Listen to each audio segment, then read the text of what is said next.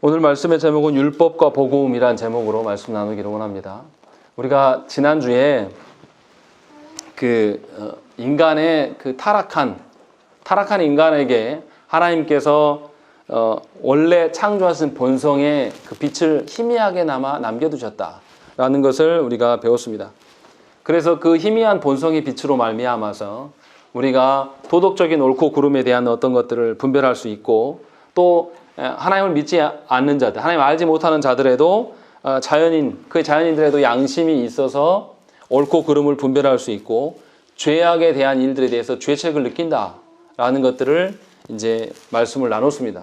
하지만 이 본성의 빛, 타락하여서 희미하게 남아있는 본성의 빛으로 말미암고는 하나님의 구원에 이를 수 없다라고 분명하게 지난주에 말씀을 드렸습니다. 같은 맥락으로 오늘 5조에서 우리가 읽었던 도로티 신조 5조에서도 다루는 것은 뭐냐면 율법의 불충분함에 대해서 이야기를 합니다. 율법으로는 구원을 얻을 수 없고 6조에서는 오직 복음으로만 가능하다라고 이렇게 설명을 하고 있습니다. 그러니까 율법을 통해서 타락한 죄인이 죄를 보게 되고 죄를 깨닫는, 그러니까 죄로 말미암아 정죄받는 어떤 것들을 알게 되고, 그로 말미암아 자기의 무능을 보기 때문에 복음으로 향할 수밖에 없고, 복음으로 죄에서 구원하심을 받게 된다. 이것이 이제 오늘 말씀의 주요 골자입니다. 그런데 문제는 뭐냐면, 과연 성도들이 율법과 복음에 대한 기능들을 바르게 알고 있느냐? 정말로 하나님께서 주신 그 율법의 의미와 그 가치들, 그리고 또 복음에 대한 그 가치들을 바르게 아느냐? 사실은 그렇지 않다라는 거죠.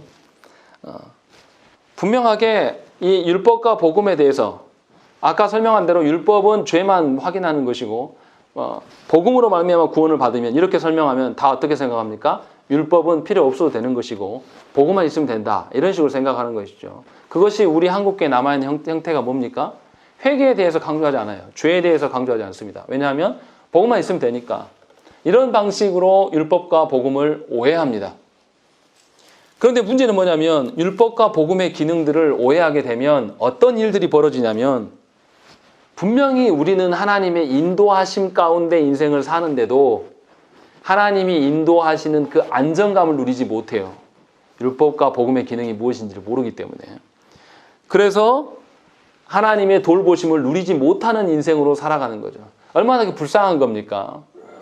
부모 안에 있는 아이가, 어린아이가 부모의 돌봄과 부모의 그 지극정성을 못 느끼고 살아가는 거예요. 그것처럼 불쌍한 게 없는 거죠. 반대로 또 자신이 죄로 말미암아 어둠 속에서 방황하고 살아가는데도 자신이 어떤 존재인지를 알 수가 없고 자신을 못 보기 때문에 어둠 속에 있으면서도 자신이 안정감을 취하고 거기에서 만족하는 삶이 성도들 가운데 실제로 있다는 것이죠. 이것이 뭐냐면 율법과 복음에 대한 오해에서 발현된 것입니다. 한국교회에 난무하는 문제가 바로 이 점입니다. 그래서 성도들의 신앙 양태를 보면 아주 극단적이에요. 율법을 빼버린 복음만을 이야기하기 때문에 신자는 믿음으로 구원받기 때문에 율법이 필요 없다라고 생각해서 구원파적인 신앙생활을 하는 거죠. 항상 하나님이 다 하시는 거고 내 죄 문제도 하나님 하시니까 나는 죄로부터 자유하다, 이렇게 생각하는 거죠. 그래서 자기의 죄 문제를 깊이 있게 다루지 않아요. 그래서 한국 교회 안에 뭐가 사라졌습니까? 윤리나 도덕의식이 사라져버렸습니다. 교회 안에서 있어서는 안 될 일들, 사생아가 나오고요. 교회 안에서 있어서는 안 될 교회 재정을, 하나님의 재정을 남용하는 일들이 드러나는 것이고, 이런 일들이 비일비재하는 거예요. 왜 이러냐? 율법과 복음에 대한 심각한 오해가 우리의 구원관 전체를 뒤틀려 놨어요. 그래서 뭔가 빠진 기독교, 뭔가 부족한 기독교가 우리 가운데 계속 놓여 있다는 것이죠. 그러니까 오늘 말씀을 통해서 율법의 기능이 뭐고 하나님께서 어떤 방편으로 사용하시는 건가, 또 복음의 기능이 뭐고 복음을 우리가 어떻게 또 대해야 될 것인가, 복음을 받은 신자가 그러면 그 신자에게 율법과 복음은 어떤 의미인가, 이런 것들을 잘 듣고 아셨으면 좋겠습니다. 그래서 하나님께서 신자에게 주신 것이 과연 무엇인가, 이것을 살펴보기를 원합니다. 오늘 3가지 정도로 이제 설명하려고 하는데요. 율법과 복음에 대해서 하나님께서 어떻게 계시하셨는가? 첫째는. 두 번째는 율법과 복음의 내용이 도대체 뭔가? 그리고 세 번째는 그렇다면 이제 계시하는 방식과 내용을 알았는데 이 율법과 복음이 어떻게 우리 안에서 작용하고 효과를 누리게 하는가? 이것을 이야기를 할 것입니다. 먼저 하나님께서 율법과 복음을 사람들한테 어떤 방식으로 주셨는가를 한번 생각을 해봐야 됩니다. 하나님께서 사람을 창조하셨을 때에 하나님의 형상으로 창조하셨습니다. 그런데 사람이 범죄함으로 말미암아서 이 형상을 잃어버렸어요. 하지만 사람 안에 그 어떤 그 형상의 희미한 그 본성의 빛이 남아 있어서 사람이 어떻습니까? 범죄한 일에 대해서 타락함에서도 불구하고 뭔가 하나님의 법에서 벗어난 것을 사람이 압니까? 모릅니까? 은연중에 느낀다라는 거죠. 이 말씀이 뭐냐면 사람 안에 율법의 어떠함을 하나님께서 이미 창조할 때 하나님 형상으로 하나님 심어 놓으셨는데 이것이 지워지지 않았다라는 것이죠. 그러니까 아담이 어떻습니까? 자신이 범죄하고 나서 어떻게 한 거죠? 율법의 기준이 남아있기 때문에 하나님의 낯을 피한 거예요. 아담과 하와가 숨어서 하나님의 부르심의 앞에서 부끄러워하고 숨는 것. 이 자체가 뭐냐면 이미 하나님께서 창조하실 때 사람에게 뭘 주셨다? 율법을 주신 것이죠. 율법을 주셔서 확실히 보여주신 것이라는 거죠. 그러니까 율법을 택한 자들에게만 준 거냐 아니면 택하지 않은 자들에게도 다 준 거냐? 어떤 겁니까? 다 준 거예요. 다. 창조하였던 사람들에게 자신이 범죄해서 하나님의 낯을 피하는 이런 일들이 일어난 것을 보면 모든 사람들에게 다 하나님께서 주셨다라는 거죠. 그래서 범죄자도 어떻습니까? 겉으로는 자기가 처벌받을까 봐 부인하는 것이 있지만 정말로 양심에 손을 얹고 생각하면 다 나중에 어떻게 돼요? 피해갈 수 없는 구조가 되면 자백을 하는 것이 바로 그런 것입니다. 그러니까 양심을 속일 수가 없는 것이에요. 그러니까 자기 자신의 양심을 자기가 속일 수는 없는 것이죠.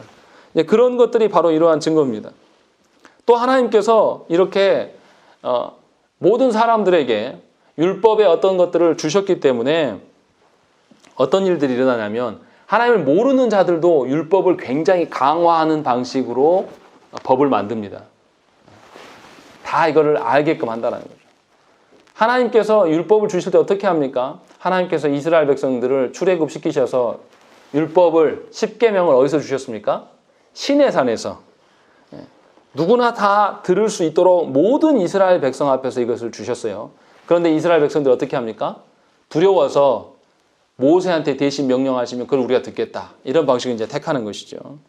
그러니까 하나님께서 이스라엘 백성들에게 모두에게 알게끔 10계명을 주셨었고 또 이 10계명을 주실 때 어떻게 합니까? 그 기준들이 사라지지 않도록 어떻게 해요? 돌판에 새겨서 주신단 말이에요. 이 의미가 뭡니까? 영원히 이 하나님 주신 율법이 존재할 것을 말씀해 주셨다라는 것이죠. 그러니까 이방 종교 사람들도 어떤 것이 있냐면 이 율법의 조항들은 굉장히 강조하면서 누가 가르치지 않아도 이 법조항들은 지켜야 된다라는 생각들이 우리 안에 다 있어요. 아무리 어린아이도 어떻습니까? 자기가 법을 어기면 법을 지키지 않았으면 어떻게 해요? 스스로 마음속에 두려워하고 놀라는 거죠. 왜 그렇습니까? 하나님께서 율법의 어떠함을 우리 가운데 내재해 놓으셨다란 말이에요. 모든 사람에게 계시해 주셨단 말이에요. 그러니까 거짓된 종교들 봐보세요. 그 신옥주라는 여자가 사람들을 속여서 피지에서 지금 아직도 생활한다는데 거기서 뭐 합니까? 타작마당 하잖아요. 타작마당. 타작마당이 뭡니까? 뭔가 잘못하면 와서 그 신옥주 여자가 막 사람들 두들겨 패요. 이것이 뭐냐면 율법만 강조하는 거예요. 율법만 강조해서 율법의 기능들 어겼으면 벌써 어떻게 해요? 너 나와! 하고 하면 그때부터 어떻게 해요? 내가 율법을 어겼구나라는 걸 사람이 인식하게 되고 그렇기 때문에 두려워하는 거죠. 그리고 그 여자가 나이 드신 분들은 막 두들겨 패도 어떻게 해요? 사람들이 꼼짝 못하는 거죠. 왜 못합니까? 율법을 하나님께서 이미 모든 사람들한테 알게끔 계시해 놓으셨기 때문에 율법의 어김에 대해서 행사하는 일에 대해서 우리가 저항하지 못하는 그런 구조 가운데 놓였다는 거예요. 이거 다시 말하면 하나님께서 율법을 모든 사람들에게 하나님께서 알게끔 적용해 놓으셨다는 것이죠. 그런데 복음은 다릅니다. 복음은 아무리 전해도요. 누구만 알아듣습니까? 여러분들이 복음 전해보면 여기 나가서 세상 사람들한테 아니면 또 여러분 자녀한테 복음을 전하면 어떻게 해요? 사람들이? 그것을 알아먹고 복음의 능력을 두려워하고 복음대로 살려고 합니까? 아니에요. 복음을 알려줘도 믿지를 못합니다. 다시 말하면 복음은 하나님께서 택한 자들만 알 수 있도록 하나님께서 비밀리에 감추신 거예요. 그래서 은혜를 베푸셔요. 어떤 방식으로 은혜를 베푸시냐면 예수 그리스도 안에서 성령이 그 말씀을 깨닫게 하시고 그것을 우리에게 적용하실 때에만 우리가 복음의 빛을 보게 되고 복음의 가치를 알고 깨닫는 거예요. 그러니까 교회 안에 오랫동안 머물러 있어도 복음의 가치를 모르는 자, 복음의 그 은혜를 못 느끼고 살아가는 자는 모를 수밖에 없어요. 아무리 내가 배 아파서 난 자녀라 해도 복음의 빛에 이 성령 하나님의 역사하심이 그에게 있지 않으면 감추어진 것이에요. 비밀에 불과하다는 거예요. 그러니까 하나님께서 계시하는 방식에 있어서도 율법에 대한 기준들은 아주 선명하게 모든 사람들에게 법은 지켜야 되는 것이다 라는 마음을 다 주셨단 말이에요. 반대로 복음의 어떠한 것들은 하나님께서 은혜 베푸신 자들, 하나님께서 택한 자들에게만 보여주시는 것이죠. 이것이 계시하는 방식에서의 차이가 납니다. 그리고 이제 두 번째로 그렇다면 율법과 복음의 내용이 도대체 뭐냐? 이게 굉장히 중요한 것이죠. 율법은 뭡니까? 하나님께 십계명의 말씀을 줄 때 두 가지 패턴으로 이야기하죠. 하나님과 관계 그거 말고요. 해라. 그리고 하지 마라. 이런 방식으로 주는 거죠. 그러니까 율법의 말씀을 들으면 들을수록 어떤 마음이 듭니까? 다인아, 오늘 목사님이 율법의 어떤 걸로 너한테 주니까 오늘 가서 말씀을 읽고 또 말씀대로 살고 해라. 그리고 죄 짓는 건 하지 마라. 이것도 하고 저것도 하고 요것도 하고 요것도 해라. 이렇게 계속 율법을 주면 어떻게 됩니까? 사람이? 맞아요. 정말 표현 잘했어요. 율법의 조항들을 계속 주면 줄수록 어떤 마음이 듭니까? 부담스러워요. 율법의 말씀들을, 율법의 조항들을 계속해서 주면 줄수록 사람들이 어떻게 되냐면 의무감과 짐에 이제 휩싸이는 거예요. 이것이 율법의 내용입니다. 그러니까 율법이 그 율법을 어떻게 지키는가를 설명해 주지는 않아요. 율법이. 그냥 사람이 해야 될 거리들만 계속 나열하는 거죠. 그러니까 다인이에게 어떻게 하면은 성경을 더 재미를 알고 어떻게 하면 성경을 그 가치를 알 수 있을까를 함께 고민해야 되는 것이 부모인데 부모님들이 어떤 방식으로 하냐면 너 성경 읽었어 안 읽었어? 안 읽어? 너 어저께까지 다 읽어. 이런 방식으로 뭐만 주는 겁니까? 복음을 주는 게 아니라 율법만 주는 거예요. 무슨 말씀이냐면 이거 웃을 일이 아니라 우리가 그런 식으로 대해요 사람들을. 목양하면서 가장 문제점이 바로 이 점입니다. 율법의 내용 자체가 이렇다라는 거예요. 이것을 여러분들이 아셔야 돼요. 그래서 막 이것도 하고 저것도 하고 조항 주면 줄수록 다인이는 그 율법 앞에 어떻습니까? 힘을 얻고 어떤 기쁨이 솟고 이렇습니까? 아니에요. 율법의 기준들이 계속 나열되면 뭐가 됩니까? 힘이 들고 어렵고 괴로워져요. 이런 작용을 한다는 거예요. 율법의 내용이 그렇기 때문에.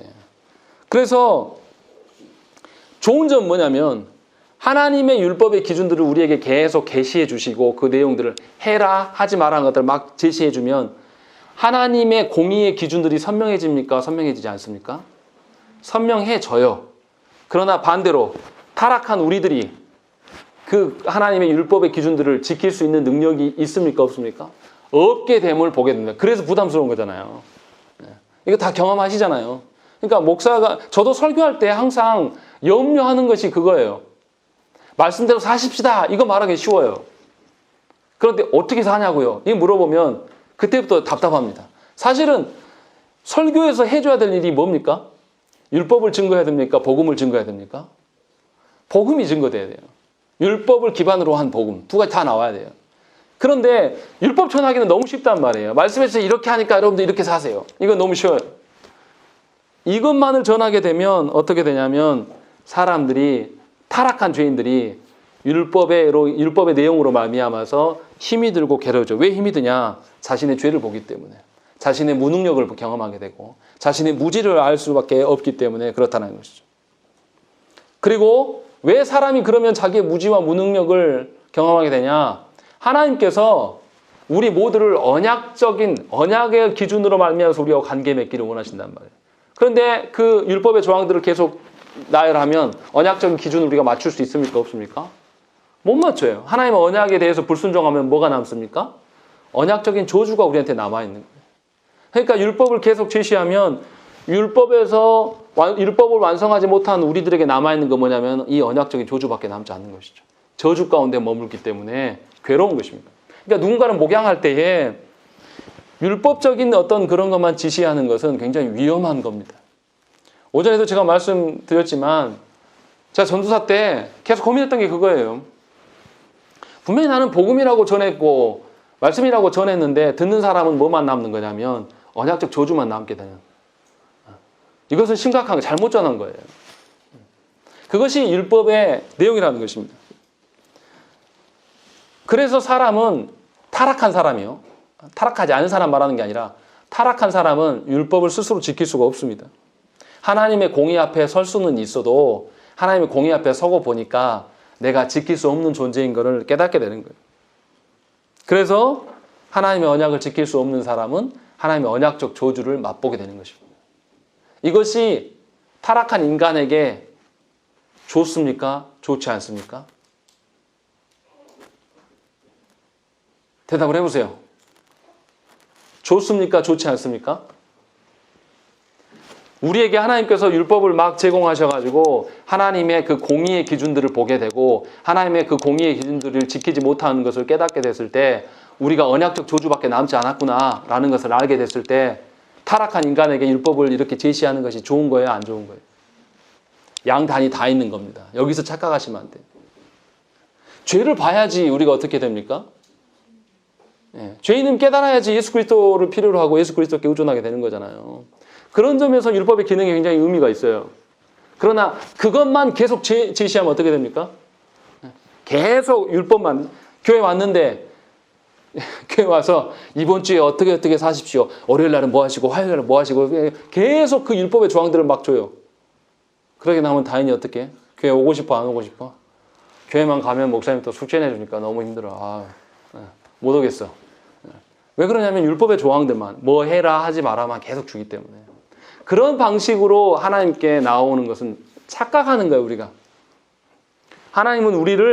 하나님께서는 우리에게 율법도 주시지만 복음도 주셨단 말이에요. 그래서 어떻게 할 것들에 대해서도 말하지만 동시에 그것을 어떻게 해낼 것인가, 할 수 있는가를 또 알려줘야 되는 것이죠. 그것이 뭐냐면 바로 복음입니다. 그래서 복음은 값없이 우리에게 뭔가 요구 조건을 요구하지 않아요. 율법은 어떻습니까? 이것을 하고 이것은 하지 말아야 되고 어떤 조건이 있어요. 이 조건에 맞춰야 됩니다. 율법은. 그런데 복음은 어떻습니까? 우리에게 뭐 해라 하지 말아라 말하지 않아요. 뭘 이야기해 줍니까? 복음에서? 예수 그리스도께서 우리를 위하여서 무엇을 하셨는가를 알려줘요. 그러니까 율법과 복음은 정상극인 거죠. 율법은 누가 해야 될 거? 사람이 해야 될 거. 복음은 예수 그리스도께서 삼위 하나님께서 행하심, 그것을 알려주는 것이죠. 그렇기 때문에 우리가 복음으로 말미암아 구원받는다라는 것은 우리에게 어떠한 요구 조건을 요구하지 않으시고 삼위 하나님께서 구원을 다 이루셔서 우리를 언약 백성 되게 하셨다라는 거예요. 안 놀라시네요. 놀라운 일인데. 우리의 어떠함으로 말미암아서 구원을 하겠다라는 게 아니라 복음으로 말미암아 삼위 하나님께서 구원을 계획하시고 또 예수 그리스도께서 그 구원을 이루시게 해서 그대로 성취하시고 또 그것을 우리가 깨닫지 못하니까 성령 하나님 우리 가운데 오셔서 이 사실을 적용하셔서 우리가 할 게 아무것도 없는 거예요. 삼위 하나님께서 다 하셔서 우리에게 구원의 어떠함을 보이게 하는 것, 이것이 복음이란 말이에요. 공짜잖아요. 공짜 중에도 이런 공짜가 어디 있습니까? 놀라운 일이죠. 그렇기 때문에 이 복음의 내용이 우리가 행함이 아니라 삼위 하나님이 예수 그리스도께서 성령 하나님의 행하심에 대한 것들을 말해주는 것이죠. 그래서 복음을 들은 자는 하나님께서 삼위 하나님 행하심에 대한 믿음이 생겨나는 것이죠. 믿는 건 누가 합니까? 여러분들이 믿을만 해서 믿는 것입니까? 아니면 하나님께서 믿게 하시는 것입니까? 믿음도 하나님께서 복음을 통해서 믿게 하시기 때문에 믿는 것이지, 아무리 복음의 말씀을 들어도 성령 하나님이 그 복음을 이해시키고 우리에게 적용하시지 않으면 우리가 깨닫습니까? 못 깨달아요. 못 깨닫고 믿음도 안 생긴단 말이에요. 그러니까 믿는 행위도 누가 하는 거예요? 궁극적으로 하나님께서 삼위 하나님의 그 어떠하심을 우리한테 보이시고 깨닫게 하셨어야지 우리가 믿게 되는 거예요. 이거 착각하시면 안 돼요. 내가 믿는 거 아니에요. 어떤 사람들은 내가 믿는다라고 생각을 합니다. 그래서 복음을 훼손해요. 뭔가 내 노력과 내 의지로 뭔가를 이뤄낼 것처럼 이야기를 해요. 그러니까 말씀을 해도 말씀 가지고 기도하지 않아요. 그런 분들은. 뭐 이야기합니까? 자기 소원 가지고 하나님께 기도해요. 자기의 간절함, 이것이 틀린지는 내가 알아. 내가 이것이 틀린, 이 기도 제목이 틀린지는 아는데 내가 하나님께 간절히 하면 하나님 내 간절함 모를라디야? 하면서 계속 그렇게 기도하려고 한단 말이에요. 아니라고요. 그거 하나님 앞에 죄라고요. 이것을 구분을 못하면 복음대로 사는 것이 아니라 어떻게 하냐면 자기식대로 복음을 또 다시 분해하고 해석합니다. 근데 그게 아니라고 분명히 말씀하고 있는 거예요. 그러니까 믿음도 하나님께서 베푸시는 방편이에요. 우리에게 하나님께서 믿음을 요구하시는 것이 아니란 말이에요. 착각하지 말라는 거예요. 그래서 복음이 선포되면 사람이 어떤 반응이 일어납니까? 거기서 기쁨을 누리고 즐거워하고 소망을 보고 자유를, 하나님 앞에서의 참다운 자유가 무엇인지를 알게 된다는 것이죠. 이처럼 율법과 복음의 내용들은 확연하게 달라요. 분명히 이것을 바르게 이해하셔야 돼요. 그리고 이제 율법과 복음이 이렇게 선포됐을 때 어떠한 일들이 일어나는가, 어떤 효과와 어떠한 기능들이 있는가 하는 것이 우리가 알아야 될 내용입니다.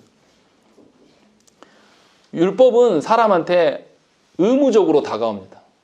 내가 해야 될 것이 무엇인가를 알게 해요. 기억나게 해요.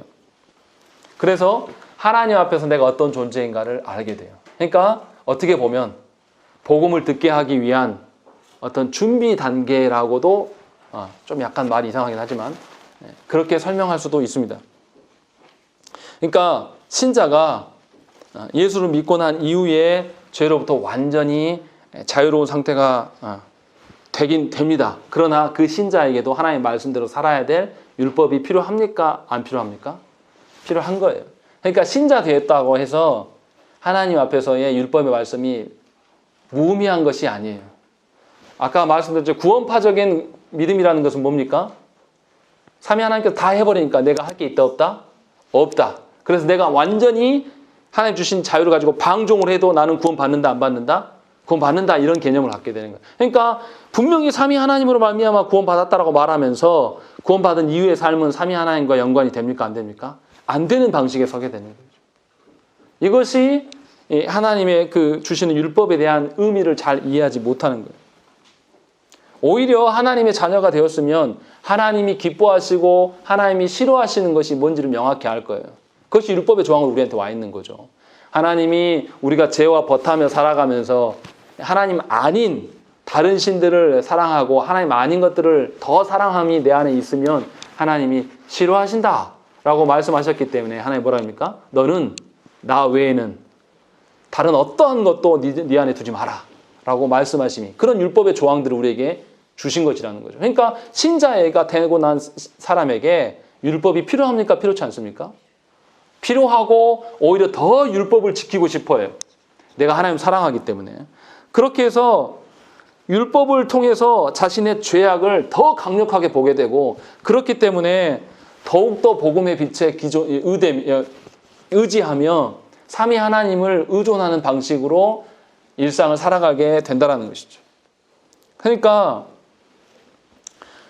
신자에게, 예수 그리스도로 말미암아 신자된 자에게 죄를 알게 하는 것, 율법을 통해서 죄를 알게 하는 것은 너무 필요한 거예요. 그래서 율법으로 말미암아서 구원받는 것은 아니지만 율법의 기준, 하나님의 그 공의의 기준들을 알므로 말미암아서 신자는 더욱더 하나님께 의존할 수 있는 방편으로 삼을 수는 있다는 것입니다.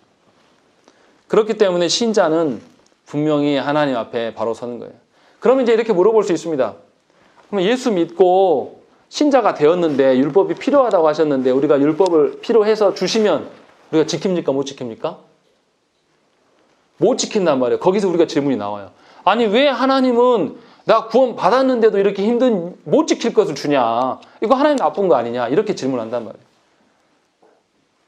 생각을 해보세요. 제가 그 샤프로 글씨를 쓰는데 샤프 자체는 굉장히 비싼 것을 이렇게 사와서 써요. 근데 샤프 심이 아주 상태가 안 좋아요. 그래갖고 쓰려고 하면 자꾸 부러져요. 그럼 샤프가 문제입니까? 샤프 심이 문제입니까? 네, 샤프 심이 문제잖아요. 다시 말하면 비유가 적절했는지 모르겠지만 하나님이 주신 율법이 문제입니까? 아니면 타락한 우리의 무능이 문제입니까? 우리의 문제인 거예요.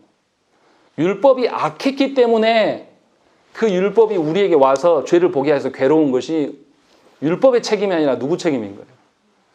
내 책임인 거예요. 다시 말하면 하나님의 말씀의 기준으로 내가 말씀과 무관하게 살아가고 있는 것에 대해서 목사나 또 어떤 다른 누군가가 나에게 말씀의 기준으로 고면하면 우리 그 말씀 은혜 있을 때는 좋지만 은혜 없을 때 어떻습니까? 듣기도 싫어요. 그러면 그 말씀을 전한 사람이 잘못입니까? 아니면 내가 잘못입니까? 자기 잘못인 거예요. 이것을 혼동하지 말라라는 거예요. 원래는 어땠을까요? 하나님께서 원래 아담에게 타락하기 전에 아담 상태, 하나님 주신 율법을 아담이 어떻게 받았을까요? 하나님께서 이 땅 피조 세계 가운데 번성하고 충만하고 거기 하나님 영광을 온전히 드러내라 라고 하나님 다스려라 라고 명령했을 때 아담에게 하나님께서 각종 동식물의 이름을 지어줘라 했을 때 아담이 하긴 하겠는데요. 너무 많아요. 이거 어떻게 다 지읍니까? 이렇게 했을까요? 아니죠. 자기가 갖고 있는 능력과 힘을 다해서 하나님의 명령대로 한번 해보려고 막 했을 거란 말이에요. 그때는 능력 하나 주셨으니까, 타락하기 전이니까. 그러니까 그때 당시에 율법의 기능은, 율법은 아담에게 아름다운 것입니까? 선한 것입니까? 악한 것입니까? 선한 것일 수밖에 없는 거예요. 그러니까 우리가 착각을 하면 안 돼요. 율법은 악하고 복음은 선하다는 개념들이 한국교회, 이신칭의를 강조하는 한국교회 성도들한테 다 자리 잡고 있어요. 그래서 말씀을 활용할 줄을 몰라요. 다시 말하면 나에게 아픈 말씀을 듣고 싶지 않은 거예요. 나 이미 구원 받았고 신자 되었거든. 구원 이미 티켓 따놓은 당상이거든. 그렇기 때문에 말씀의 어떤 기능들이 나한테, 율법의 기능들이 나한테 적용돼서 내 죄를 보게 하고 나를 찌르는 말씀들에 대해서 필요 없는 것처럼 생각할 수가 있습니다. 근데 그렇지 않다라는 거예요. 우리는 구원 받았으나 여전히 죄성 아래 살아가고 있기 때문에 우리는 우리의 죄를 더 깊이 있게 봐야 되고 하나님이 부르실, 하나님 앞에 서는 날 때까지 우리는 계속 어떻게 해야 됩니까? 회개의 삶을 살아가야 돼요. 나의 모든 전 존재적인 어떤 그 죄를 보게 하셔서 율법을 마주함으로 말미암아서 내 안의 죄성을 보고 성령님의 역사 가운데 우리가 설 수 있도록 하나님께 구해야 되는 것입니다. 그러니까 분명하게 율법의 유익이 신자들에게도 있다라는 것이죠. 하지만 율법만으로 우리가 회개할 수 있습니까? 그럴 수는 없습니다. 삼위 하나님의 행하심이 있어야지 우리가 하나님께 회개할 수 있는 거죠. 그러니까 어떤 신자도 율법으로 구원받을 수 없다는 말이 바로 이 말입니다. 그러니까 율법의 한계가 분명히 있다는 것이죠. 다시 말씀드리지만 율법은 선한 것입니까? 악한 것입니까? 대답 안 하세요? 율법은 선한 것입니까? 악한 것입니까? 안 믿으시네요. 7장 12절 말씀 읽겠습니다. 제가 말하면 안 믿으시니까 성경을 읽어드려야죠. 12절 말씀 읽겠습니다. 시작.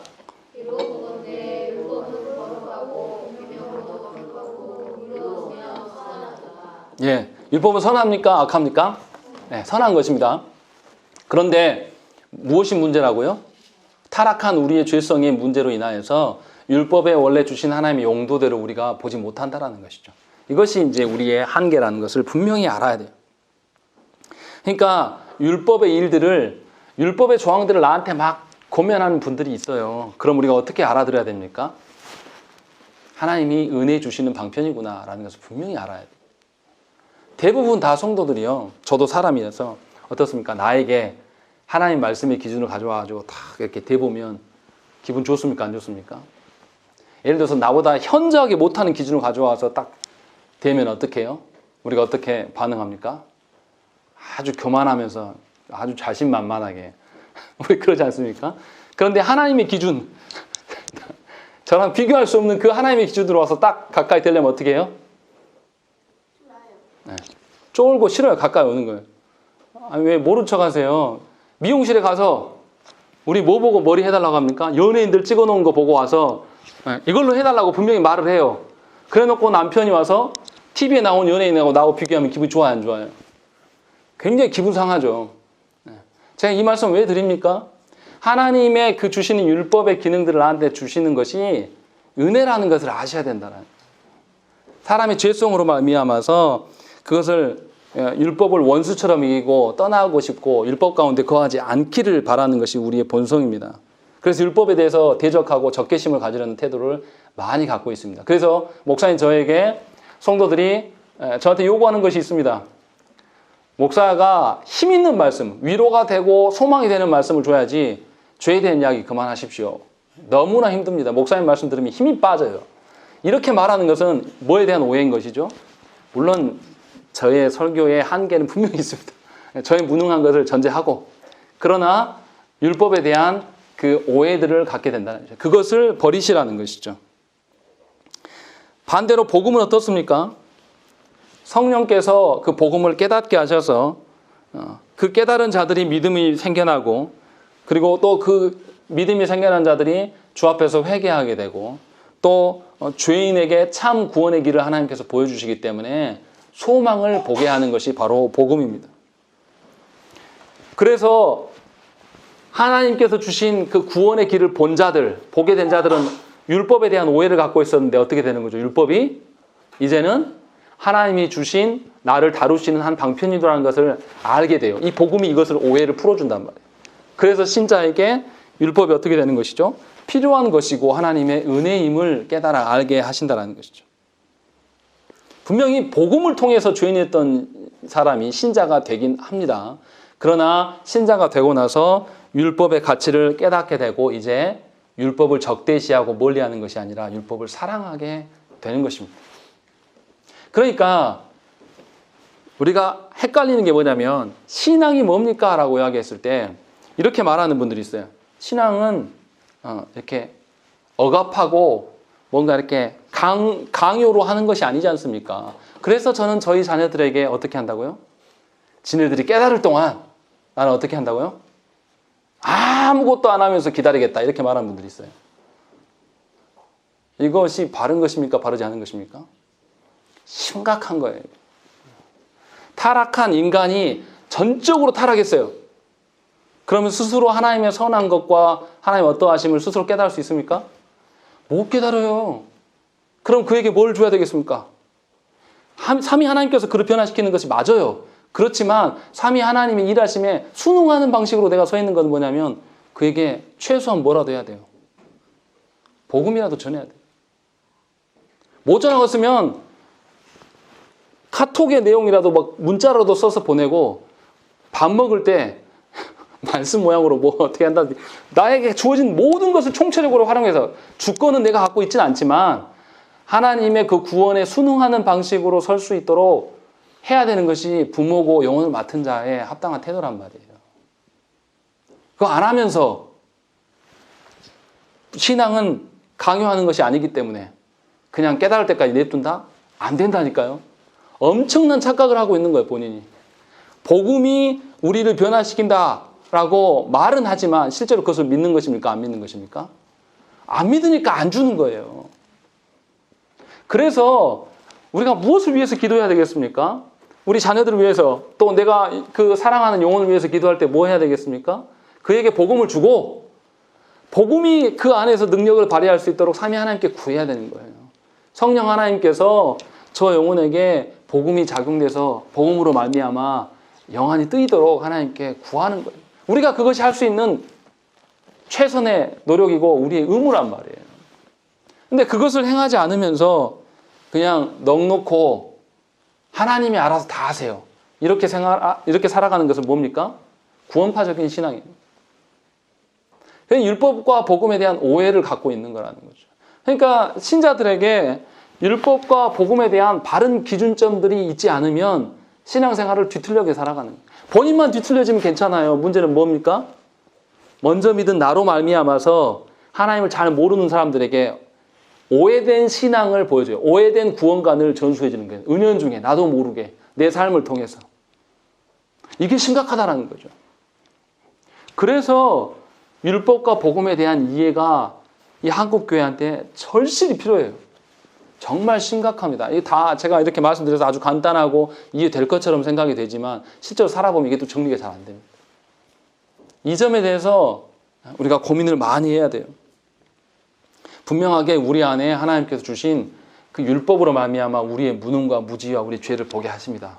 그래서 복음을 받아들일 때에 복음으로 말미암아 성령 하나님 일하심으로 말미암아 우리가 믿음이 생겨나고 하나님께 회개할 수 있는 방편이 생기고 참 구원의 길이 하나님께만 있다라는 것을 알게 되고 율법에 대한 오해들이 가시면서 하나님이 나에게 주신 언약의 조항들을 다시금 내가 지키고 살아가려고 하는 힘이 생겨요.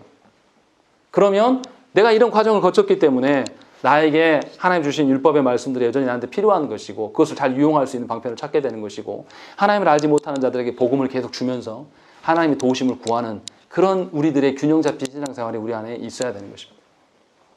그러니까 저도 자녀들한테 보면서 자녀들한테 말씀 읽어라, 기계적으로 암기도 시키고 읽으라고 하는 명령도 있어야 돼요. 그러나 동시에 뭐도 있어야 됩니까? 함께 읽으면서 말씀의 가치가 무엇인지를 같이 나누는 것들, 같이 동참하면서 누리는 것들이 부모에게 같이 있어야 되는 것이죠. 우리 능력을 주장하려고 하는 것이 아닙니다. 삼위 하나님께서 말씀의 그 능력, 복음의 능력으로 말미암아 우리 가운데 오심을 그들에게 보여야 된다는 것이죠. 그러니까 예수 믿는 사람은 자기 선행과 자기 의를 이야기할 수가 없습니다. 율법만을 신뢰하는 사람들은 뭐 해야겠습니까? 막 자기 행함을 이야기할 거 아니에요. 다시 말씀드리지만 예수 안 믿어도요. 세상에 종교 믿는 사람들도 행위는 정말 잘해요. 자기 열심으로 뭔가를 이뤄낸다고 생각을 한단 말이에요. 그래서 하나님 앞에서 하나도 기뻐하지 않을 일들을 막 열심히 한단 말이에요. 생각을 해보세요. 저희 학교 다닐 때 정말 수업 시간에 열심히 공부하는 친구가 있었습니다.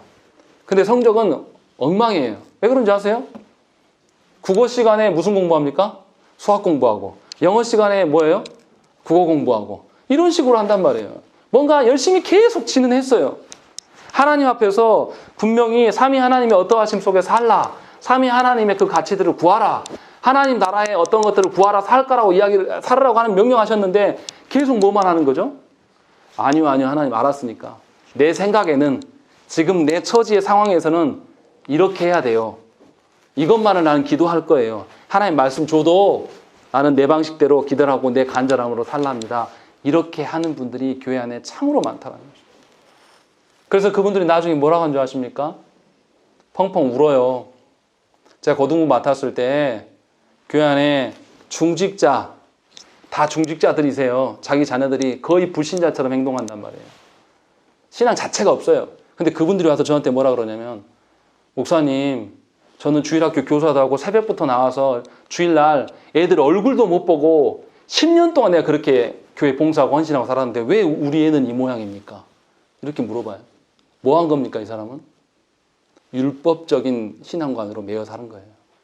자기가 막 이거 교회 안에서 밥하고 빨래하고 막 열심히 막 하고 전도하러 다니고 막 진짜 열심은 인정이 돼요. 제가 봐도. 사역자 월요일 날 저희는 쉬는데 그분은 월요일도 교회 나와요. 저희보다 훨씬 낫습니다. 어쩔 땐 저희 안 나오면 전화도 해줍니다. 새벽에 깜빡 잊고 안 나오면 일어나시라고 알람도 해드릴까요? 할 정도의 그런 분들이. 근데 그런 열심이 있었으나 자녀들은 어떻게 합니까? 하나님 몰라요. 왜 모를까요? 하나님이 우리에게 베푸신 구원의 어떠함을 율법과 복음에 대한 균형이 없어요. 없었다라는 거예요. 그러니까 아주 지금 우리가 5조, 6조의 말씀을 들었는데 간단해 보이는 것이지만 아주 중요한 이야기입니다. 어떻게 신앙생활을 해나가는가. 너무나 중요한 것이죠. 그래서 율법과 복음에 대한 선명한 기준들이 우리한테 있어야 되는 것이고 하나님께서 말씀으로 우리를 지도하시는 그 영역 안에서 우리가 머무는 것이 얼마나 중요한 일인가를 저와 여러분들이 인정하고 아셔야 된다는 것이죠. 그래서 하나님의 그 말씀에 반응하는 자는 어떻습니까? 하나님이 가라고 하시면 가고 하나님이 서라고 하시면 서는 그런 방식으로 신앙생활을 해나가는 거예요. 내 형편과 상황 따라서 지금은 아니고요 이렇게 말하는 게 아니라 지금 내가 볼 때는 우리 가정에 돈이 필요하고 지금 내가 볼 때는 우리 자녀들에게 뭐 다른 건강이나 공부가 학식이 필요하고 뭐 이런 게 필요할 수도 있으나 하나님이 그게 아니다라고 하세요. 그럼 뭐 해야 됩니까? 하나님이 말씀하시는 바에 머물러 있어야 됩니다. 목사로서 답답할 때가 참 많아요. 성도들 바라보면서. 지금 그 문제 해결하는 게 목적이 되면 안 되는데 그 문제에 집착하면서 하나님의 복음을 훼손하는, 복음을 뒤로 연기시키고 밀추는 이런 일들이 교회 안의 성도들한테 너무나 많다는 것입니다. 그러니까 저와 여러분들이 분명하게 이 복음으로 말미암아서 우리가 하나님 앞에 죄인인 것을 확인받고 또 예수 그리스도께 인도하시는 분이 성령님이심을 깨달아서 하나님의 그 부르심 앞에 하나님의 그 말씀, 율법의 말씀 앞에 우리가 온전히 설 수 있도록 하나님께 구해야 됩니다. 그래서 삼위 하나님의 이끄시는 대로 내가 계획하고 설계하는 방식이 아니라 삼위 하나님이 이끄시는 우리의 구원 방편에 저와 여러분들이 살아가야 된다는 것이죠. 그것이 여러분들에게 자발적인 기쁨이 돼야 되는 거예요. 강요와 의무가 아니라. 우리 함께 기도하시겠습니다.